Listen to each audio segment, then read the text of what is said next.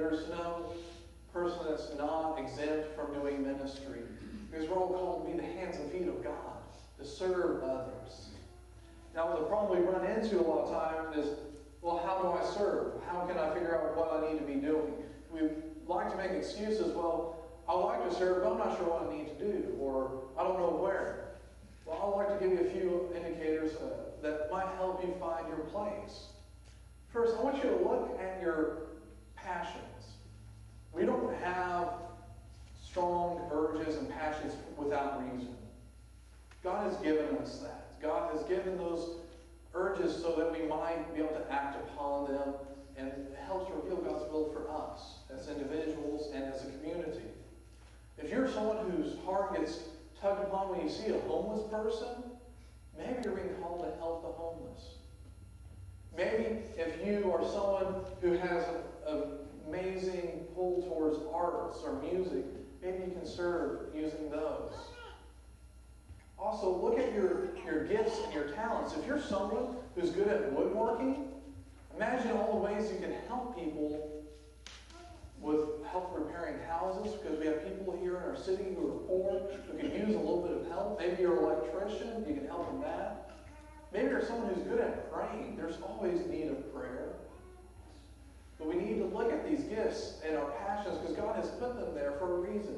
And that's not saying sometimes God will put you in a place of service where you have no gifts and talents in that area, because it's a way of helping you grow.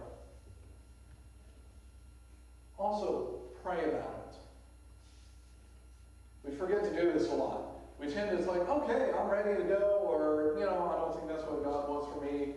But we forget to pray about it. We're to pray without ceasing. God might not answer you in a big booming voice like we think of how we see in the cartoons of how Noah's talked to usually by God, a big booming voice from up in the heavens. But that's not how God talks. God will talk to us through our passions and talents, like I mentioned before, but also through our friends and our family. Maybe stuff here at the church, maybe stuff out at work, maybe conversations you're having. God will speak to you, but we just have to keep an open eyes, open ears, and an open heart to what He is trying to tell us.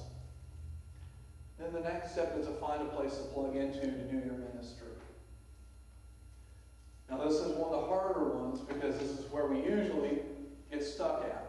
Like, well, I don't know where I need to serve. I don't know what's out there. I know I want to help with, let's say homelessness. I want to fight homelessness. I want to make the world a better place. Well, I don't know where to help. Go someplace where they're doing that. If you have a passion about fighting diseases, say cancer or AIDS, call those organizations. Say, how can I help? Where do you need help? You might not have money to donate, but you have time, you have talents and skills and abilities. Maybe you're a good public speaker. You can go out and help raise a little bit of money for these organizations, even though you might not have any to give. Don't let not knowing where to serve get in your way. Now, say you have looked all over the place, you can't find a place to serve, you can't call, your minister doesn't know, or whatever, then create it. Just because it doesn't exist doesn't mean God's not calling you to start it. Look at all the churches in the Bible that were started where Paul went and visited. They didn't wait for Paul to go there and start the churches. Many of them were already started when he got there.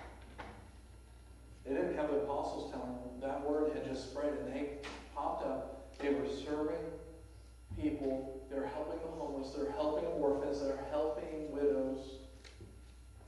They didn't wait to be given an opportunity. They created the opportunity. It's not always easy. It takes a lot more energy when we do that. But it's what we need to be doing. Also, if you have some trouble trying to find that place to plug in, there's a lot of resources here in this church. I know I'm always open to sit down and talk with you and help you find a spot maybe in the church or the community. I know the hymn offices are always looking for people, and they're willing to point you in any direction. If you have something that you want to help with, but they might not be able to use you there at hymn, they can direct you to somewhere else where you can. There are so many opportunities around us, but we need to be going out there and serving. We need to be imitating Christ. We need to be part of that priesthood of all believers. And with that, I'd like to close with just a challenge to you all. I want you to look around our city. See where people are in need. See where other churches are not reaching out and helping, where other areas are not being touched on, where people need that help. I want you to look at your talents, your gifts, your passions, and help identify how you can help. It can be here in this church. It can be a hymn. It can be a number of charities that are around here, or even nationally. Or if there isn't, we will try to help you start it. But my challenge for you this week is to step up and to look at how you can help people. Find out where you're being called to be a minister. It isn't just for me or Ricky Riggs or any of the other ministers here to be doing this for you all, because we are the ministers. We all are. So let's step forward and do that.